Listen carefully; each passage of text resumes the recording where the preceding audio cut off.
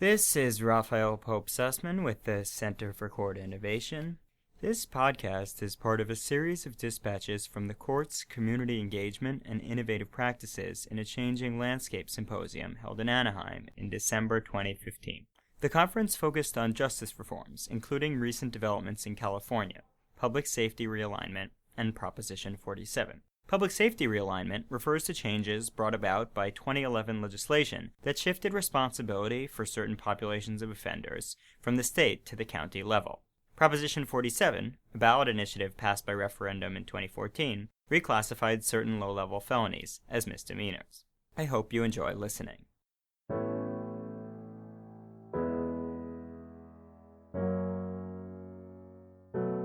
Hi, this is Raphael Pope Sussman with the Center for Court Innovation.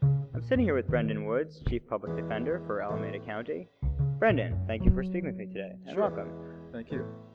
So can you talk a little bit about how your office works with the DA's office? Yeah, so I guess it depends on what we're talking about with regards to working together. We collaborate on many issues. Probably our biggest one is our Clean Slate program, where we collaborate together with regards to getting our clients' cases reduced to misdemeanors or getting them dismissed completely off their record. Another one of our big collaborations was about a year and a half ago, 2 years ago, we started our Veterans Treatment Court.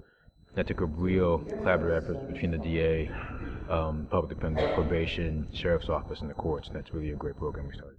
How do you balance those partnerships with the need to zealously represent the interests of your clients? Well, I think always at the forefront and at the very beginning is the zealous advocacy. That never goes away, and that's always the case.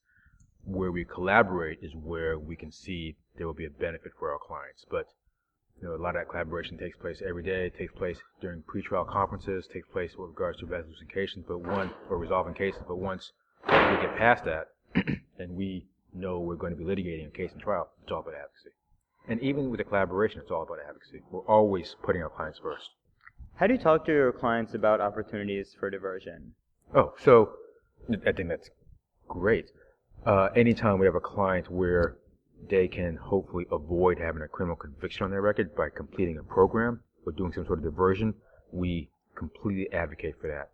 Because once you get that conviction on your record, it turns into this horrible cycle. Once you get that conviction with probation, it turns into a horrible cycle. So if we can get our clients some sort of diversion or treatment program and they avoid having a felony record, it's just critical. And, at least in Alameda County, probation is in some ways, I don't like to call this, but a real setup, because once you go down that path, once you're on probation, you don't have the same rights you do as if you weren't. You have the search clauses. You don't have the right to a trial when you violate. It's just such a terrible downfall. So we really try to avoid that if we can, especially if diversion is an opportunity. Are there situations where there are options for maybe a low-level diversion as opposed to a few days in jail, where you might be concerned that the diversion opportunity is going to maybe be more onerous than the alternative, or that the alternative might be just that they're going to just let your client off entirely? There aren't many diversion programs where I would say I am concerned about that. But if there's a diversion program and they're talking about some sort of considerable amount of jail time if a client fails a diversion program, then I'm not going to agree to that. That's a problem. We've got to stop going towards that model where if a client does not complete this program, they will be hammered. Hammers don't work, especially now in the criminal justice system. They just don't work. And do you think a lot of that comes from sort of public fear that... It's public fear, and it's the old school way of thinking, and we've got to stop thinking that way. It's all about rehabilitation and incentives as opposed to hammers. Where do public defenders fit into this national conversation about justice reform? I think it's incumbent upon us as public defenders to direct and drive the conversation, because we're the ones who are advocating and representing our clients. We should be the loudest voice at the table. Have you seen particular changes after Prop 47 in California? How has it changed the way that your office works and the kinds of outcomes you're seeing for your clients? So primarily with my office, we do a lot of focus on Prop 47 with regards to the record remedies and getting our clients into court, getting the cases reduced to misdemeanors and getting them dismissed. That's the biggest bulk that we focus on right now. A lot of people talk about Prop 47 and it's going to have some sort of increase in crime, or we're putting all these dangerous criminals out. And that's just not the case. That's not the case at all. And I haven't seen any evidence of that. We're talking about low-level offenders who have drug possession being treated as misdemeanors, and then low-level theft offenses. That population should have never been in the prison in the first place.